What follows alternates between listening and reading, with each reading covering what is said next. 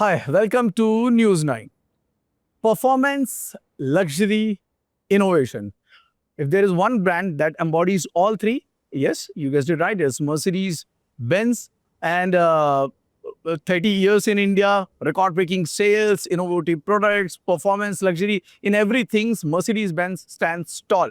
But there are problems, there are challenges, there are things like global headwinds that we can see, economic changes that are happening. And to talk more on that, we have MD and CEO Mercedes-Benz, Santosh Sir with us. Santosh, thank you very much for Thanks for joining us as well. Thank you. Thank you. On a very candid note, Santosh sir, usually whenever we are shooting, we keep on thinking, because we as content creators need to visualize, that can hook our customers. But whenever I'm at Mercedes, I don't need a hook, because today it's the AMG CLE 53. What is the, if I have to say, what are the, because each and every product in the Mercedes portfolio has their own hooks. What is the biggest hook for this AMG CLE 50? The name says it all. The CLE means the agility of a C-Class and the luxury of an E-Class with the performance of an AMG. That's the best, deadliest combination you can get at a price point of 1.35 crores. If you see very sweetly priced between the 1 to 1.5 crores segment, I think that's the best part. And AMG by default, and these cars, you can take them to your office and work. You can have a blast on the weekend and on the racetrack as well. I think the car is equipped with all the necessary bells and whistles to take care of all the duties. Looking at the last 6 months sales for Mercedes, there seems to be a lot of positivity on the upper segment. Yes. But there seems to be a little bit of stress on the entry-level market. Yeah. Is that the strategy, or the market is shrinking? So I won't say the market is shrinking, because if I look at the total luxury market is around growing at 5%. Last quarter, we grew by 10% overall. Of course, our top-end segment is growing by 20%. The core segment, up to 1.5 crores, is also growing by 10%. But the entry for us as Mercedes-Benz is degrowing. But that's also because of our product strategy that we have. At this stage, we don't have entry-level cars in our portfolio. We don't have low price points. Let me take an example of a GLA. Today, it has a 4MATIC, it has a 4-cylinder engine, it has, the basics that you need in a luxury car. So we are not trying to be there. And also on the core segment, there is a different value proposition, different brands place. So the good news is there is space for everyone. Everybody is, or most of the players are growing, which is great. And for us, our focus therefore is also, our customer profile is also a bit different compared to many brands. So they expect individualization, top-end cars. This year, we had 8 launches. All 8 of them were in the top-end segment. And that also explains the growth in that segment. Sir, 8 done. How many left? All 8 done. And that's a trick question. We keep surprising. We are trying. There's a new CLA which has been debuted globally.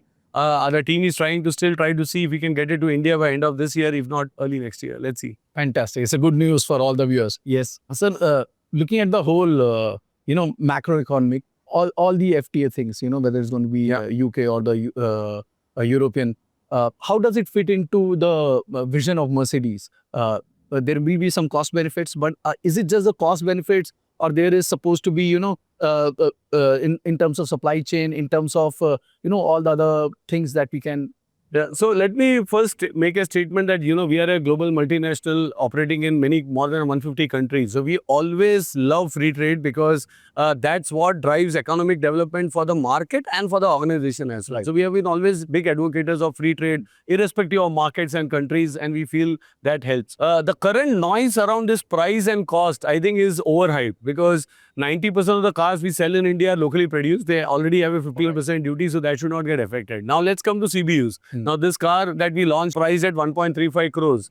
Now let's go to the German list price. So if you go to the Google and check our Mercedes-Benz list price, this car is costing 89,000 euros in Germany. 20% tax, you take that out, it still will be 70,000 euros. You add the duties and the 48% GST, this car should be 200,000 euros, which is equivalent to 2 crores. But we are still selling at 1.35. You have to do market-based pricing. So if audience feels that every tax impact we are passing on to consumer today, that's not the case. I think India is one of the best market to buy these cars.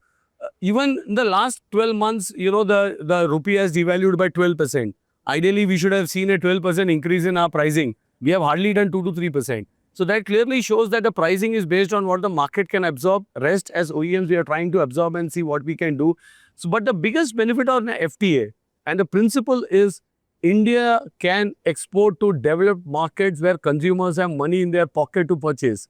Because today the per capita GDP is still $2,500 in India compared to much higher per capita GDP, income in other markets. So when Indian, I would say, let's take automotive industry, the component industry, it's very matured. I think the moment we have market access, Indian manufacturers across sectors can participate in a much bigger economy. They can actually sell in their goods and services, which brings money to India. It increases India's per capita income, and that should help sell more cars, more luxury products or non-luxury items as well. So FTA should be seen in a lens where India would get an access to a larger market and not just India. And we need to believe in our manufacturing services ecosystem that we can be competent. The days of protectionism is not fair. Maybe one or the other sector, agri, etc., is different. It has a different history. But when it comes to manufacturing, digital services, and so on and so forth, I think it's a very mature industry. India's cost competitiveness, and if we get access to Europe or to UK, I think India should make the best out of it by selling much more outside. So you use the word protectionism, right? If it's not protectionism, if I say, so globalization still plays, or there need to be a change in the definition of globalization? I don't think so. As brands, we as we say, we operate in multiple markets. Globalization helps corporates, it helps markets as well. And it's always an intertwined world right now, right? So supply chains are also complicated. We saw that during COVID. That was a real example of how complicated suddenly ships were moving in different directions. Supply chain issues were there. And that's what the world we live in. We need to accept it, work through it. Maybe one or the other sectors and markets, we need to have the right ecosystem. But frankly, more we participate in trade, the more the country grows. You look at all the, the company comes from Germany. If you see the amount of exports that Germany does, industrialized economy that it has, it's not because it is feeding to the local market. As a local, it's feeding to the world. And that helps economies grow. So when you're making a long-term strategy, expansion plan or investment plan, what are the big macro indicators, if I say as an MD, that you actually keep an eye on, which help you plan your investments or all these big decisions? India is a very different way you look at India. If you look at all macroeconomic factors are positive, GDP growth, corporate India earnings, capital markets are also really not in the positive territory. So ideally, it's great. But for me, I also look at tax collections always, because that's something, rest are all derived numbers. Tax collection is a direct number month on month. So if the GST collections are growing, I think the goods and services transactions are happening much more than what it used to happen in the previous month or in the last year. That's something, again, gives confidence that there is much more economic activity happening, and that should go on. So if you look at all of that, I think it should help growth. What may not be the right way is to not take into account inflation. Because, there can be a growth in all of this, but if the inflation is compensating for that growth, then we are not doing justice. So we need to be careful. But I still feel with the momentum, the aspiration of the country is huge. I keep telling, we get 15,000 people inquiring for a Mercedes-Benz every month in our dealerships. 1,500 on an average may end up buying a car. So there is still a 13,500 who have expressed an interest with a dream to someday own a Mercedes-Benz. As long as that is alive, I think we are in the right place. Over the years, Santosh sir, I've been talking to you frequently, and one thing that remains common is positivity. You have never been negative on the market or any of the challenges. But does that mean that there are no challenges right now? No, that's for us to manage. Today's leadership is not about cribbing about challenges, but we have to accept it's a volatile world.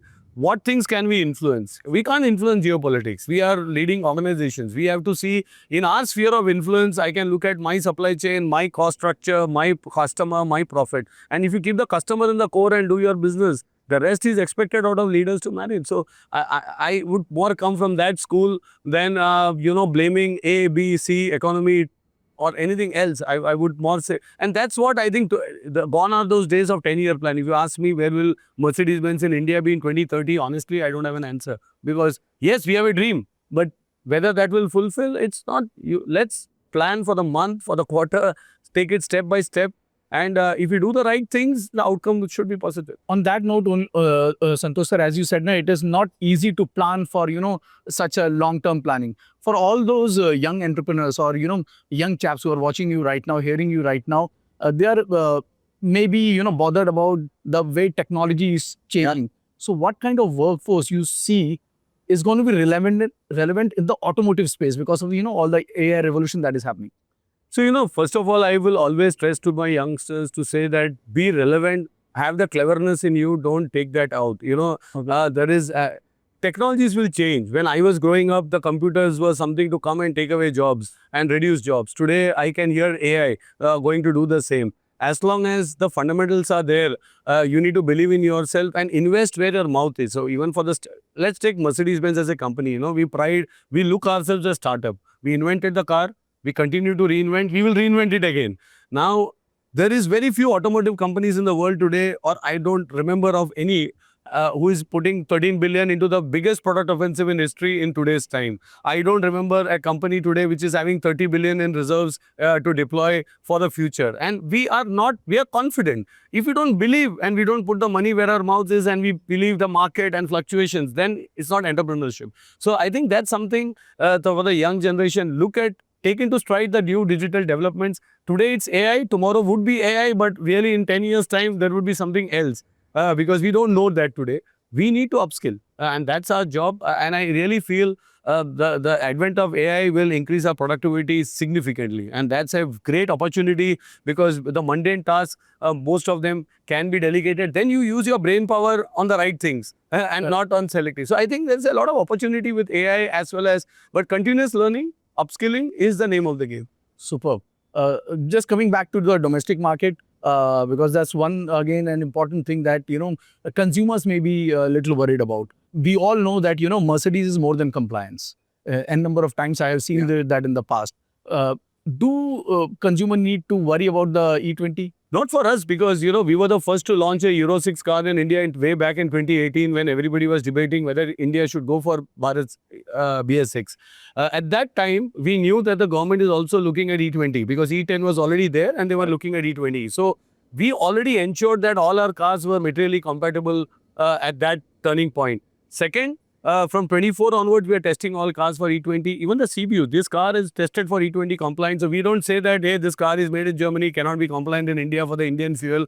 I think we have to go and work with that ecosystem. Even cars produced before BS6, I would say, are materially compliant. So customers don't need to worry too much in that sense. Of course, the vintage cars are a different example, but I would say in the recent past. And the other news is, we have more than the 1 lakh cars are sold in the last 6 years. So most of them would be anyways fully E20 compliant. So we don't need to worry. And I think it's as a brand, we take care of the customer's anxiety. That's our responsibility. And also the customer excitement. Before we say goodbye to Santosh sir and thank you for the time that you shared, I'm just sharing, what is the 0 to 100 of this car? It's 4.1 seconds. Thank you, Santosh sir, on that. Thank you a lot. 1 second note. Thank you. Thanks a lot. Thank you.